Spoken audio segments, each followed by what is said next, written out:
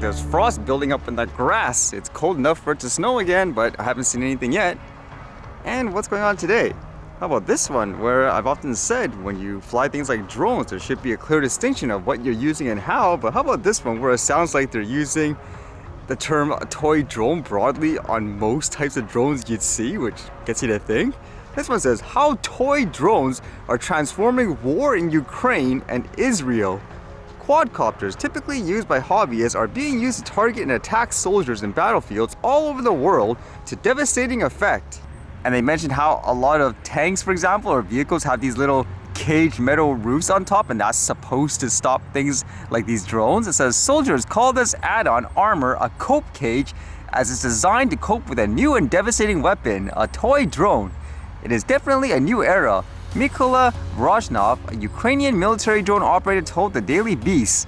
A decade after Iraqi, Syrian, and Yemeni militant groups first weaponized quadcopter-style drones, strapping explosives to them for one-way kamikaze attacks or rigging them to drop grenades, cheap drones are now the standard aerial weapon for both the Russian and Ukrainian armies.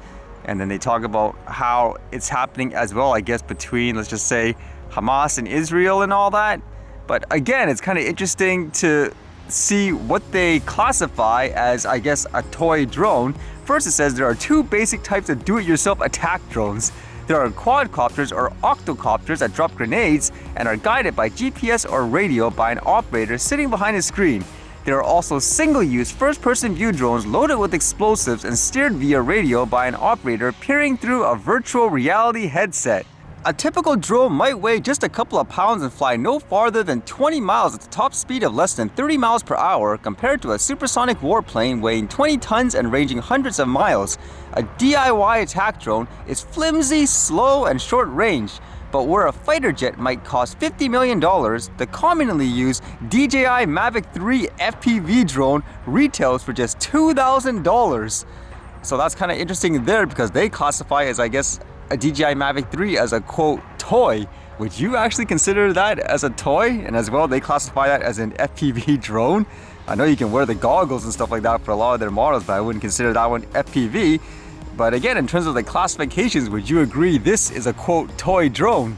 I know when I think of toys, I think of those stuff, for example, like you would see in those convention centers, people trying to sell stuff, for example. They're literally just flying like these 10-gram toys, for example, meant for kids that can't go anywhere really. So it would be interesting if, because of that interpretation or definition, are people again going to say ban them all because they can all be quote weaponized in that way. And when news of the war and stuff still going on between Israel and Palestine, this was kind of interesting, where there were all these videos going online which kind of suggest that there were Israeli passengers going to certain regions and they were greeted by a lot of, I guess, Muslim individuals, according to this anyways. It says, today a flight from Israel to Makhachkala, Dagestan was diverted when Muslims stormed the airport to, quote, welcome the Israeli passengers. And it goes on, as this one alleges that they're actually going to the landing area to potentially, I guess, do something bad with the way this is, I guess, portrayed. It says, an Israeli flight landed in Makhachkala, the capital of Dagestan, and the crowds of Muslims tried to break into the plane with the aim of attacking the Israeli passengers amidst chants of Allahu Akbar, God is great. That is crazy. This is kind of the worry in terms of other places around the world. Like when I see like those protests and so forth, are you gonna have the two sides going at each other in a violent way with what's happening, I guess, in that area? Fortunately here, I haven't seen any violence or anything like that. I think at most it's people arguing with each other. Of course, they believe they're right or they're trying to justify their actions and all that. But either way, is this going to be something worldwide eventually where everyone's going to be divided? It's going to go out into an all-out war per se. It's kind of true too, where the unfortunate thing is, I was reading online, some people, they're not even involved in any single way. They just happen, for example, to be Muslim or Jewish, and because of that, they're getting attacked by, I guess, people who are on the extreme viewpoint, where if you don't support this or you don't condemn that, then you are my enemy. It's just kind of crazy during times like these. It happens so many times in different topics. And this piece of news was everywhere. I was even hearing people who don't normally, let's just say, watch TV shows and stuff talk about it. Apparently, the actor Matthew Perry passed away, and people are wondering why. from initially what I saw online, he apparently, I guess, passed away while in a hot tub. It says Matthew Perry's home search, no illicit drugs, but police found prescription antidepressants and anti-anxiety medication. I know that was a thing I read before where apparently he suffered things like alcoholism, and some people were saying you could actually pass out with, like, I guess, medication while in a hot tub and all that. It says first responders did not find any sign of illicit drugs at Matthew Perry's home following his tragic drowning on Saturday, October 28th. Radar Online has learned. Authorities did find antidepressants, anti-anxiety drugs, and COPD prescription drugs in the house. COPD is short for chronic obstructive pulmonary disease and is often used for people who suffer from emphysema or chronic bronchitis.